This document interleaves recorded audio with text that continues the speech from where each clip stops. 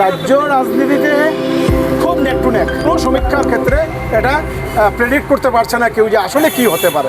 হয়তো বিজেপি অনেক বেশি সিট পেয়ে যেতে পারে বা সমান একটা কমেও যেতে পারে, কিন্তু ভোটিং পার্সেন্টেজ যেটা মার্জিন অফ ভোট যেটা সেটা কিন্তু 2 থেকে 3% ব্যবধান থাকবে। এইটা একটা একেবারে নিশ্চিত সমগ্র আসামে ভোটিং।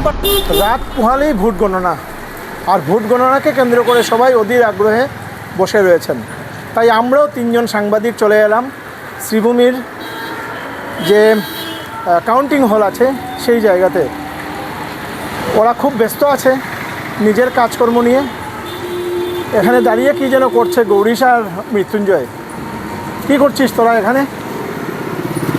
হ্যাঁ, আমাকে যে গণনা হবে সেই গণনার জন্য আমরা মানে কি প্রিপারেশন আছে শুধু প্রশাসনের নয়, এমনিতে তো নিশ্চয়ই জানা আছে রাজনৈতিক দলের কিন্তু আজকের যে হৃদস্পন্দন অনেকটা বেড়ে গেছে। মানে জিতবো না হারবো ঠিক যেমনটা যে ছাত্রের যে হয় কাল মেট্রিকের ফলাফল ঠিক এমনটাই কিছু যারা নতুন বিশেষ করে যারা। কিন্তু এখানে তো ছাত্রের সংখ্যা কিন্তু অনেক কম। হ্যাঁ, ছাত্রের সংখ্যা কম। মৃত্যুঞ্জয় ওর চেহারা দেখাতে চাইছে না, শুধু মাথা নিচু করে কি কাজ করছে। এত কি কাজ না, কাজ না, বিষয় হচ্ছে গিয়ে গণনা হবে, গণনা কত রাউন্ড হবে, কত কি আছে সবার একটা মনে থাকে যে কত সময়ের মধ্যে গণনা শেষ হবে বা কখন শুরু হবে, কখন কত সময় পর্যন্ত কত রাউন্ড হবে। প্রত্যেক রাজনৈতিক দল কিংবা সাধারণ মানুষেরও কিন্তু মনে এটা থেকে যায় যে আজ আর শেষ হচ্ছে না কেন, শেষ কত সময় হবে। তো সেটাই দেখছিলাম যে আমরা জানি যে আমাদের যে 4টা বিধানসভা সমষ্টি আছে সেই 4টা বিধানসভা সমষ্টির মধ্যে উত্তর করিমগঞ্জ, দক্ষিণ করিমগঞ্জ এবং রামকৃষ্ণনগরের গণনা 14টা টেবিলে হবে। কেবলমাত্র পাথারকান্দি যে কনস্টিটিউয়েন্সি আছে, পাথারকান্দি কনস্টিটিউয়েন্সি 12 টেবিলে হবে। তো সেটাই দেখতেছিলাম শিশুন্দা। আসলে গৌরীশ কি বলিস, এই জায়গায় নাকি 164 দিয়েছে, মানে আগের 144, সেটা কি শুনেছিস? হ্যাঁ হ্যাঁ হ্যাঁ, আগে যেটা ছিল যেটা আইপিসি 144 আর বিএনএস হয়েছে ভারতীয় ন্যায় সংহিতার যেটা 163 হয়েছে, 163 লাগিয়ে দেওয়া হয়েছে। হয়তো আজকে রাত্রে মিডনাইট যেটা 12টার পর সেটা প্রযোজ্য হবে।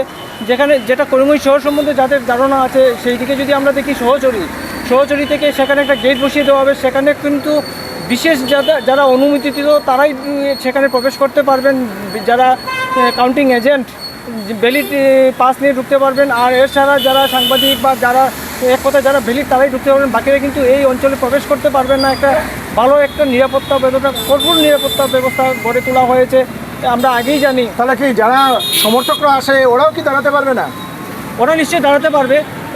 এইবার কিন্তু এই ব্যাপারটা ঠিক দেখা যাচ্ছে না। আমরা এই পাশে দেখি একটা রেলিং বানানো হয়, সমর্থকরা থাকে, এইবার হয়তো সম্পূর্ণ আটকে দেবে এটা ঠিক আমার ধারণা নেই।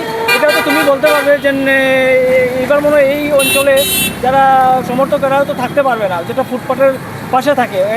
ওরা হয়তো একেবারে যেখানে মেইন গেট বানানো হবে ওইদিকে প্রায় যেটা নাহাটা টেক্সটাইলসের আশেপাশে বানানো হবে, অর্থাৎ এনসিসি গেট, আর ওইদিকে যেটা সহচরীর সামনে বানানো হবে হয়তো সেখানেই থাকতে হবে, এই এলাকায় আসতেই পারবে না হয়তো না। সেটা কারণ কি, আমি এই ছবিটা একবার দেখিয়ে দিচ্ছি। এই জায়গাগুলোতে ব্যারিকেডিং করা থাকে, এবার কিন্তু ব্যারিকেডিং করা হয়নি। অর্থাৎ যারা সমর্থকরা আসবেন ওনারা ওই পাথারকান্দি থেকে আসা লোকরা করিমগঞ্জ কলেজের আগেই ওদেরকে আটকে দেওয়া হবে মূল পথে। আর এই যে দোকানগুলো সেগুলোও কিন্তু বন্ধ থাকবে, ফলে সমর্থকরা এখানে আগামীকাল আসতে পারবেন না। আর ওই দিক থেকে আসা সেগুলো সহচরী পর্যন্তই আসতে পারবেন, তারপর ক্রস করতে পারবেন না। যারা কাউন্টিং এজেন্ট রয়েছেন ওনারা সেসব জায়গা দিয়েই মূলত সেই পথ দিয়েই প্রবেশ করতে পারবেন, অন্য কোনো জায়গা দিয়ে প্রবেশ করতে পারবেন না। এই কথাগুলো এই কারণেই বলে দিচ্ছি, যারা সমর্থকরা আসবেন দীর্ঘ বছর থেকে ওনারা করিমগঞ্জ কলেজের যে কাউন্টিং হল থাকে সেই জায়গার বাইরে দাঁড়িয়ে অপেক্ষা করেন। কিন্তু এবার দেখা গেছে সেই পথটা, এই যে পথ আপনারা দেখতে পাচ্ছেন, এই পথে কোনো চলাচল করতে পারবে না, দোকানগুলো বন্ধ রাখা হবে। সেগুলো অলরেডি জেলা প্রশাসনের তরফ থেকে জানিয়ে দেওয়া হয়েছে। তো আমরাও এসেছিলাম এখানে দেখার জন্য কিভাবে কি হচ্ছে।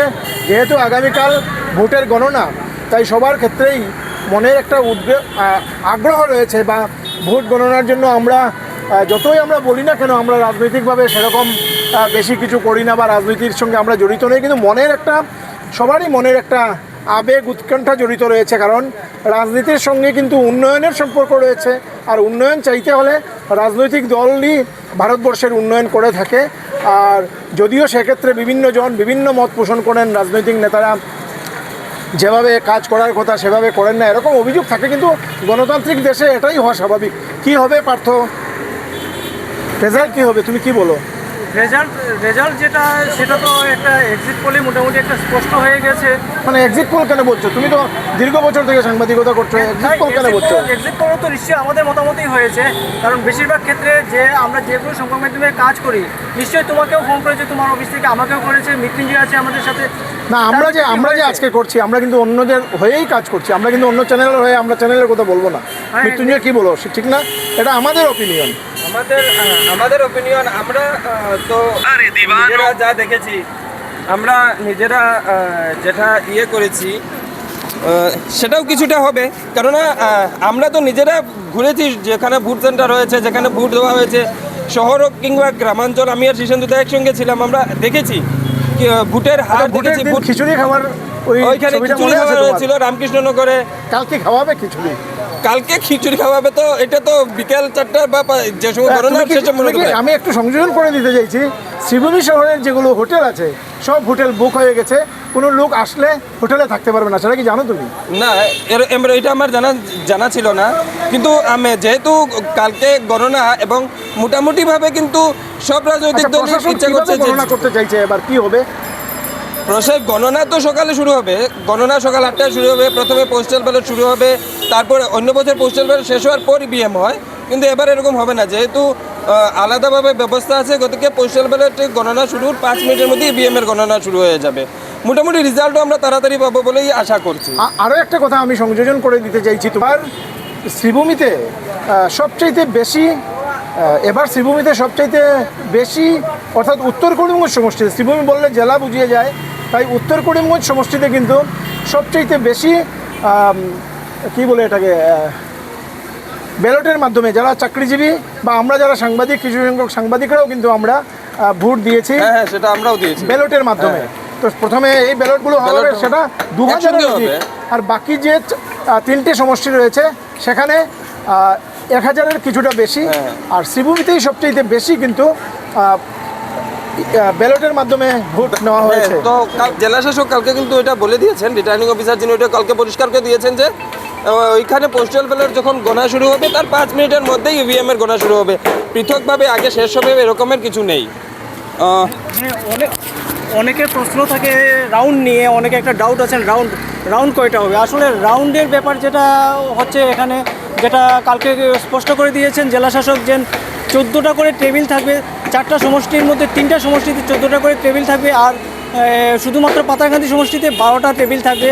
তো সেই হিসেবে আপনারা সেটা বের করে নিতে পারবেন যে যেখানে যতটা পোলিং স্টেশন আছে, যতটা ভোট কেন্দ্র আছে, প্রত্যেকটা এক এক রাউন্ডে 14টা করে হবে। সেই হিসেবে সেটা ভাগ করে নিলে বেরিয়ে যাবে। তো মোটামুটি 12 রাউন্ড, 13 রাউন্ড, 14 রাউন্ড এই ধরনের এক একটা সমষ্টিতে রাউন্ড হবে বলে অনুমান করা হচ্ছে। গণনার টেবিল নিয়ে তুমি এত টেনশন করতে যাচ্ছ কেন? হ্যাঁ, নিশ্চয়ই সেটা একটা মানুষের যে জনসাধারণ ওদের একটা কত রাউন্ড বাকি, এই রাউন্ডে কত হলো, এই একটা কিন্তু উৎকণ্ঠা থেকে যায় যে রাউন্ড কত হবে। এটা আসলে ভোটের যে গণনা শুধুমাত্র যে দলীয় সমর্থক তাদের ক্যান্ডিডেট জিতবেন বা কে কাকে পরাজয় করবেন ওই ব্যাপারও থাকে না, নানান ধরনের একটা কোনো দরকার নেই। তবুও দেখবে অনেকে অঙ্ক করে বসে আছেন।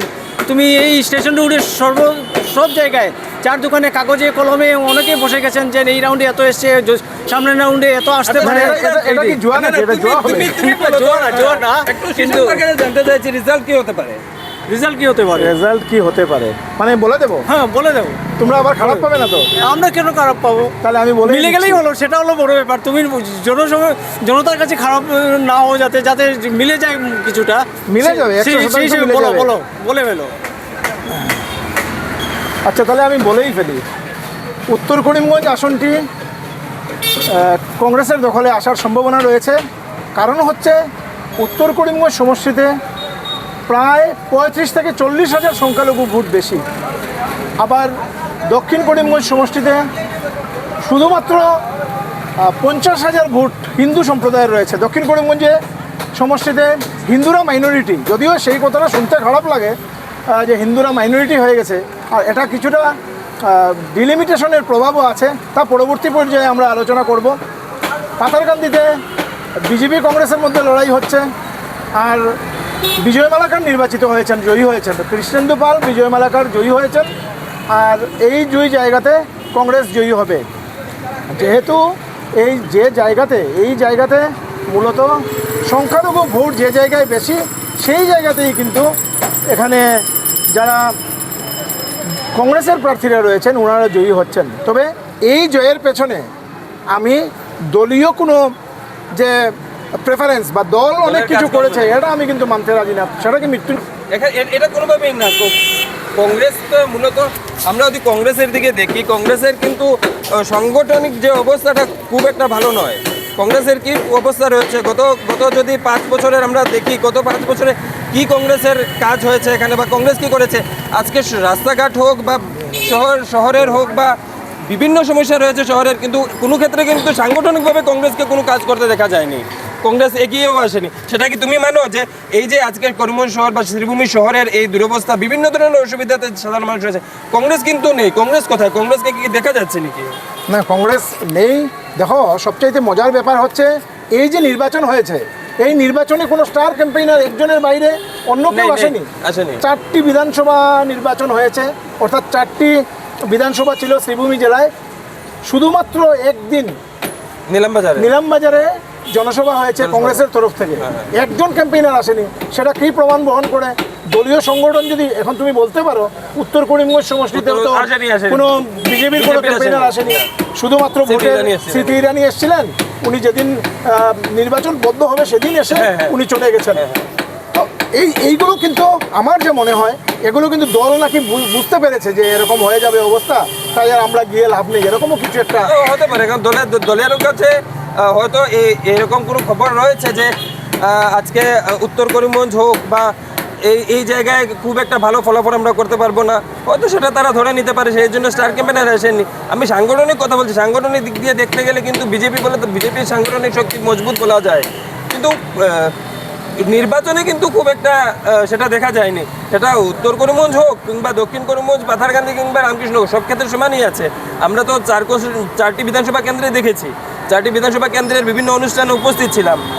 কোনো জায়গায় কিন্তু খুব একটা সাধারণ মানুষকে যে ডাকা হচ্ছে বা সাধারণ মানুষ এসেছেন তেমনটা কিন্তু দেখা যায়নি। যারা এসেছেন দলীয় কর্মীদেরকে আনা হয়েছে বিভিন্ন সভা সমিতিতে। এবার স্টার ক্যাম্পেইনাররা ছিলেন না, ঠিক সেরকম কিন্তু দেখা গেছে বিজেপিতেও এরকম হয়েছে। যদিও অমিত শাহ নিজে এসেছিলেন বা নীতিন নবীন এসেছিলেন রামকৃষ্ণনগরে, না সেটাই বলছি, আমি সেই কথাই বলছি। কংগ্রেস যদি ভোটার কিন্তু রয়েছেন, সেটা কিন্তু ভোটের বাক্সে সেটা প্রমাণ হবে, ভোটার রয়েছেন, কিন্তু সেই ভোটকে বাক্স পর্যন্ত পৌঁছে দেওয়ার যে দায়িত্ব, সেই দায়িত্ব কিন্তু কংগ্রেস পালন করতে পারেনি। না হলে 4টি বিধানসভা সমষ্টিতেই কিন্তু কংগ্রেস খুব মজবুত অবস্থানে ছিল, থাকতে পারতো। কিন্তু এই যে 2টি বিধানসভা চক্র রয়েছে, রামকৃষ্ণনগর এবং পাথারকান্দি, সেই পাথারকান্দিতে কংগ্রেস শক্তিশালী অবস্থানে ছিল না। এমনকি যিনি প্রার্থী ছিলেন, আজকে হয়তো বললে সেটা নির্বাচন কমিশনের আওতায় পড়বে না, যিনি প্রার্থী ছিলেন উনি নির্বাচনের 15 দিন আগে সমষ্টিতে এসছেন। এই যে উনার ডেডিকেশন টু সোসাইটি বা ভোটার, এটা কিন্তু ছিল বলে আমার মনে হয় না। সেটা তো বিভিন্ন ক্ষেত্রেই আমরা দেখতে পেরেছি যে যারা একমাত্র ভোটাররাই কিন্তু দিয়েছেন, ভোট রয়েছে, ভোটাররা ভোট দিয়েছেন, ভোটাররা দিয়েছেন। গতিকে এই যে সাইলেন্ট ভোটার যে শব্দটা বলা হয়, আমরা কিন্তু সাইলেন্ট ভোটার দেখতে পেরেছি, সাইলেন্ট ভোটার আছেন, এবং সাইলেন্ট ভোটারের মাধ্যমেই কিন্তু এইসব নির্ধারণ হচ্ছে কিছুটা। পার্থতা কি বলতে যে সাংগঠনিকের দিক দিয়ে কি মনে হয় যে কেন এত পিছিয়ে পড়েছে? হ্যাঁ, এইটাই আমি তো মনে করবো যে আসলে কংগ্রেস কিন্তু একটা কমিউনিটিকে শুধুমাত্র নিয়ে চলার চেষ্টা করছে, সেটা মানতেই হবে। কারণ কংগ্রেস সব কমিউনিটিকে নিয়ে চলতে পারছে না, বা হয়তো সব কমিউনিটি এই মুহূর্তে তাদের সঙ্গে চলছে না, যার জন্য কিন্তু কংগ্রেসের কিছুটা সাংগঠনিক স্থিতি দুর্বল হয়ে গেছে। আর সেটাই দরকার, গণতন্ত্রে কিন্তু বিরোধী খুব দরকার। কংগ্রেস কিন্তু রিভাইভ হওয়া দরকার, কারণ একটা যদি ভালো বিরোধী না থাকে, যার জন্য আজকে আমরা দেখতে পাচ্ছি করিমগঞ্জ শহরের কী অবস্থা, লোকে কথা বলার সাহস নেই, ভিতরে বলছে আপনি বলে নিন, আপনি যা খুশি দেখিয়ে দিন, আমরা খুব খুশি হবো, আপনি আপনার কাঁধে চেপে সব কিছু বলে দিন। করিমগঞ্জ শহরের যে অবস্থা, একটা রাস্তায় হাঁটা যাচ্ছে না, কোনো ধরনের কোনো সুযোগ সুবিধা নেই, একটা ভালো জিনিস ভালো প্রতিষ্ঠান সেখানে আসছে না সরকারের, এটা কার জন্য বিরোধী স্ট্রং বিরোধী নেই, তো এই বিরোধীর যে বিরোধীর ভূমিকা কিন্তু বদলাতে হবে। ওরা কিন্তু সব সম্প্রদায়ের প্রিয় হয়ে উঠতে হবে, তখনই বিরোধী স্ট্রং হবে। আর আমি কিন্তু শিশুদের কাছ থেকে এই মুহূর্তে জানতে চাইবো যে দক্ষিণ করিমগঞ্জ কিন্তু যথেষ্ট একটা আকর্ষণীয় একটা যুদ্ধ হবে। প্রথমে শোনা গেছিলো যে ত্রিকোণীয় যুদ্ধ হবে, কিন্তু সেই ত্রিকোণীয় যুদ্ধ কি শেষ পর্যন্ত টিকেছে নাকি? না, ত্রিকোণ যুদ্ধ হবে না, কারণ সমীকরণ যা বলছে, আমরা যখন ঘুরেছি আমরা দেখেছি দক্ষিণ করিমগঞ্জ সমষ্টিতে যিনি কংগ্রেসের প্রার্থী রয়েছেন, ভোটের দুদিন আগ পর্যন্ত ওনার কোনো নামগন্ধ ছিল না, কিন্তু পরবর্তী সময়ে উনি ক্লিন সুইপ করেছেন এবং আমার হিসেবে 30,000-এর অধিক ভোটে উনি জয়ী হবেন। আমিনুর রশিদ চৌধুরী এই যে অবস্থান, এটা কিন্তু ভোটার বানিয়ে দিয়েছে। আমার মনে হয় না দক্ষিণ করিমগঞ্জ সমষ্টির যারা ভোটার রয়েছেন সবার সঙ্গে আমিনুর রশিদ চৌধুরী বা কংগ্রেস সংগঠন সেই জায়গাতে গিয়ে যোগাযোগ করেছে বা ভোট চেয়েছে, এটা কিন্তু হয়নি। কিন্তু তারপরও দেখা গেছে এই যে মানুষের যে সমর্থন, সেই সমর্থন কিন্তু তুমি দেখবে এবার কজন 15 জন যদি কোনো জায়গায় প্রতিদ্বন্দ্বিতা করেছেন, 13 জন প্রার্থীর জামানত বাজেয়াপ্ত হবে, এরকম অবস্থান। বরাক উপত্যকার মধ্যে 3 জন বিধায়ক একটি সমষ্টিতে লড়ছেন, আলগাপুর, কাটলিছড়া, এই যে বিধানসভা সমষ্টি, 3 জন বিধায়ক লড়ছেন সেই আসনে। যদিও ওনারা সবাই এআইডিএফের ছিলেন, এবার ওনারা জার্সি পরিবর্তন করে একজন নির্দল, একজন এজিপি, একজন হয়েছেন, দুজন নির্দল, একজন এজিপি হয়েছেন। এই যে পরিস্থিতি, এই 3 বিধায়কের পরাজয় হচ্ছে একটি নির্বাচন কেন্দ্রে, এবং সেই জায়গাতে যিনি প্রতিদ্বন্দ্বিতা করছেন যুব কংগ্রেসের সভাপতি, উনি সেই জায়গায় নির্বাচিত হবেন, সেটা 100% নিশ্চিত, সেটা বলে দেওয়া যায়। তোমার দুটা কথা থেকে একটাই জিনিস আমি যেটা প্রথমে বলেছিলাম যে কংগ্রেস দল বর্তমানে একটি সম্প্রদায় কেন্দ্রিক হয়ে গেছে, সেটা কিন্তু তোমার কথা থেকেও বেরিয়ে আসছে। সেটা কি বিজেপি হয়নি? বিজেপিও হয়েছে, নিশ্চয়ই বিজেপি হয়েছে। তো যে জন্য আমরা পূর্বে আলোচনা করেছি যে না, বর্তমান রাজনৈতিক দলগুলো সম্পূর্ণভাবে সম্প্রদায় ভিত্তিক হয়ে গেছে। বিজেপিতে সেকুরিটিস হয়নি? নিশ্চয়ই সেটাই নির্বাচন। সেই সঙ্গে একটা কথা জানিয়ে দিতে চাই, নির্বাচন শেষ হওয়ার পর বিজেপি কিভাবে যেগুলো টাকা বুথে গিয়েছিল এজেন্টদের যাওয়ার জন্য, কিভাবে টাকা নয়চয় হয়েছে, তার অডিও ক্লিপ আমার কাছে আছে, সেগুলো আমি পরবর্তী সময়ে তুলে ধরবো কি হয়েছে এই উত্তর করিমগঞ্জ সমষ্টিতে। এবং কংগ্রেসের কারা বিজেপির কাছ থেকে টাকা নিয়েছেন সেসবের প্রমাণ আছে। শ্রীভূমি জেলার একজন কন্ট্রাক্টর, উনি সেই টাকা নিয়ে বদরপুরে কার হাতে দিয়েছেন তারও প্রমাণ আছে। সব কিছু সময় যখন অতিবাহিত হবে সব কিছু এক্সপোজ হবে। এবারের নির্বাচন জনগণ কিন্তু খুব মেপে যুগে ভোট দিয়েছেন, ফলে তারই বহিঃপ্রকাশ হবে, কিন্তু যথেষ্ট সাম্প্রদায়িক ভোট হয়েছে। মৃত্যুঞ্জয়, কি বলো তুমি? তোমার কাছে জানতে চাইবো, একদম কম সময়ের মধ্যে তোমরা দুজনেই অনেক বছর থেকে মানে সংবাদ মাধ্যমের সঙ্গে জড়িত আছে বা আছে, একবার শুধু জানতে চাইবো যে বরাক ভ্যালি এবং রাজ্য রাজনীতির কি ফলাফল হতে পারে? বরাক উপত্যকায় এবারের যে ফলাফল, 8টা থেকে 9টা পাবে বিজেপি, আর বাকি 4টা থেকে 5টা পাবে কংগ্রেস, এটা একদম ফাইনাল। আর খুব যদি ভালো রেজাল্ট হয় তাহলে, কিন্তু তার চাইতে বেশি আমি কিছু আমার কাছে মনে হচ্ছে না। এই জায়গায় আমার একটু আছে, হয়তো একটা আমি বেশি আর কম ধরবো। বিজেপির ক্ষেত্রে আমি ধরবো 9টা থেকে 10টা, এবং কংগ্রেসের ক্ষেত্রে ধরবো 3টা থেকে 4টা। এতটুকুই ব্যবধান থাকবে তোমার সাথে মতের এই সম্পূর্ণ রেজাল্টের ক্ষেত্রে। রাজ্য রাজনীতিতে খুব নেক টু নেক। আমি যারা গুয়াহাটিতে যারা কর্মরত সাংবাদিক রয়েছেন, ওনার সঙ্গে আমি ব্যক্তিগতভাবে যোগাযোগ করেছি এবং বিভিন্ন জনের কাছ থেকে আমরা জানতে চেয়েছি কি হতে পারে। সবার বক্তব্য হচ্ছে এবার খুব টাফ ইলেকশন হচ্ছে, কারণ 3000 5000-এর ডিসিশন হবে। এই যে ডিসিশন, সেটা কোনো লোকের পক্ষে বা কোনো সমীক্ষার ক্ষেত্রে এটা প্রেডিক্ট করতে পারছে না কেউ যে আসলে কি হতে পারে। এরকমই কিন্তু অবস্থান আছে, ফলে নেক টু নেক ফাইট হবে। যেমন লুরিনজ্যোতি গগৈ আছেন, কোনো লোক বলছে, বা সরকারের একটি নিউজ চ্যানেল রয়েছে, যদিও সেটা সরকারি নয়, সেই নিউজ চ্যানেলে বলছে লুরিনজ্যোতি গগৈ হারবেন, অখিল গগৈ হারবেন, এরকম বলা হচ্ছে। 2 থেকে 3000 ভোটে যদি এদিক সেদিক হয়ে যায়, সেটা কিন্তু প্রেডিকশনের মধ্যে আসবে না। সেটা কারো বাপের সাধ্যি নেই যে 2000-1000 ভোটের সমীকরণ অনুযায়ী সে বলে দিতে পারবে যে ওই জায়গায় তিনিই জয়ী হবে। যার জন্য এক্সিট পোল অনেকটা বদলাতে পারে। আর একটা যেটা শীর্ষেন্দু বলেছে, যেটা হয়তো বিজেপি অনেক বেশি সিট পেয়ে যেতে পারে, বা সমান একটা কমেও যেতে পারে।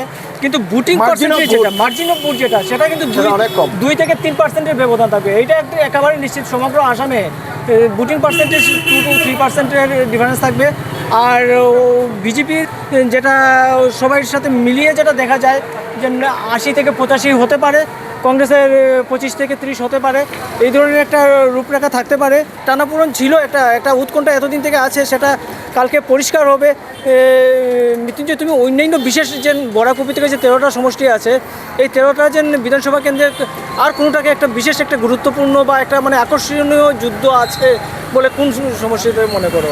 না, ব্যাপার হচ্ছে গিয়ে এসব আর মাত্র কয়েক ঘন্টা কালকে সকাল থেকে শুরু হয়ে যাবে। আমরা মোটামুটি কালকে জেনে যাব এবং এখন আর সবাই এই একটু সময়ের অপেক্ষাই করছে। না, তোমরা জেনে যাবে মানে সবাই তো জানবে। সবাই জেনে যাবে সবাই জানবে। যে কি হচ্ছে। আর মাত্র কয়েক ঘন্টা পরে সকাল হবে। দেখো, এখানে একটি ইন্টারেস্টিং সাবজেক্ট আমি জুড়ে দিতে চাইছি।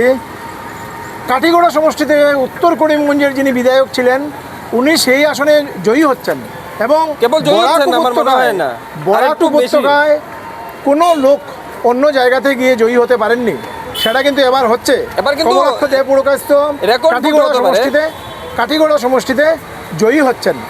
সেই আসনে কিন্তু গৌতম রায় হেরেছেন। হ্যাঁ, হ্যাঁ। গৌতম রায় বরাক উপত্যকার ভেটারান লিডার, উনি পরাজিত হয়েছেন, কিন্তু সেই আসনে কমলাক্ষ দে পুরকাস্ত জয়ী হচ্ছেন। সেটা হচ্ছে গিয়ে মানে গত কয়েক বছরে গত 2 বছর থেকে যদি ধরি, কমলাক্ষবাবু কিন্তু যথেষ্ট কাজ করেছেন। সেখানে কাটিগড়ায় পড়ে রয়েছেন, ওইখানে সকাল থেকে রাত্র পর্যন্ত।